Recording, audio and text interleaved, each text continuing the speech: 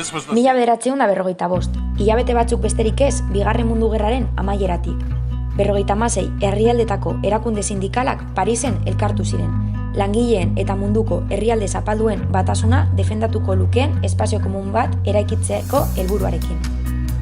67 milioi langile baino gehiago ordezkatzen zituzten delegatuak lanean hasi ziren. Nazioarteko Mundu Federazioaren sorrera izan zen. Kapitalak berezko dituen krisiek eta bere gerrek lur jota utzi dute Europa, baina fasismoaren porrotak aukerak zabaltzen ditu bakean eta justizia sozialean eraikitako etorkizuna eraikitzeko. Herriak zutik jarri eta lehenengo koloniak euren inperioetatik askatu ziren. Aurrez aurre dauden bi ikuspegi politikok zatitzen zuten mapa orduan.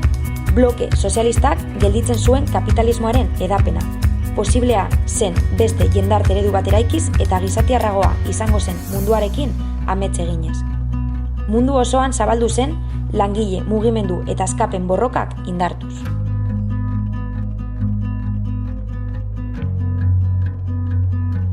Ego Euskal Herriko langileek ia 30 urte gehiagoz ekin behar izango diote diktaduraren katez libratzeko, baina dena lotuta eta ondo lotuta utzi zuen frankismoak.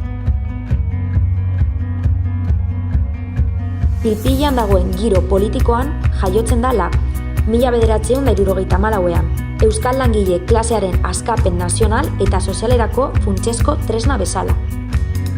2005ean eta nazioartean euten ari den harremanen ondorioz, nazioarteko sindikatuen federazioan sartu zen LAB, Labanan egin zuen bere 14. kongresuan.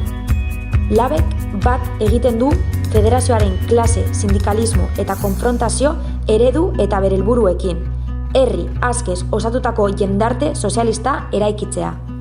Horrela, eragile errebeldeekin harremanak estutuz joan da, kapitalaren Europari aurre egiten dioten sindikatu europarrak, Palestinakoak, Kubako CTC, Hego Amerikako sindikatuak, baita MSF-ko herrien koordinadoran ere, Espainiako estatuko herrietako langileekin batera, klasea eta libreak izateko aspirazioak batzen gaituena. LAB sartu zenetik Galiziako CUT, Pais Katalaneseko CSC Intersindikala eta COS, edo Kanarietako Intersindikal bezalako sindikatuak ere batu dira MSF-era. LABek Euskal Herriko langileak ordezkatuz MSF indartu eta anitzagoa egiten lagundu du, bere ekarpen eta eguneroko lanarekin. Duela urte batxotatik ona ari gara Federazioaren Kontseilu Presidentzialean parte hartzen, eta baita nazioarteko batasun sindikal sektorialetan. Batez ere metalgintzan edo mehatzaritzan.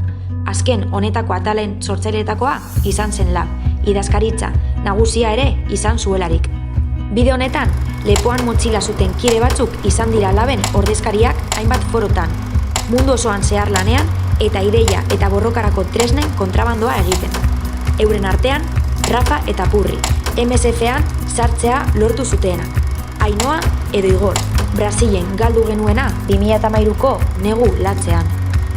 Eredu neoliberal suntsitzaile eta gortu honetan sartuta, krisi berri baten erdian, desberdintasunak areagotu, larritu eta planeta suntsitzen duena munduko sindikatuen federazioak 75 urte betetzen ditu. Soilik batera eta antolatuta lortu ahal izango dugula guztia aldatzea.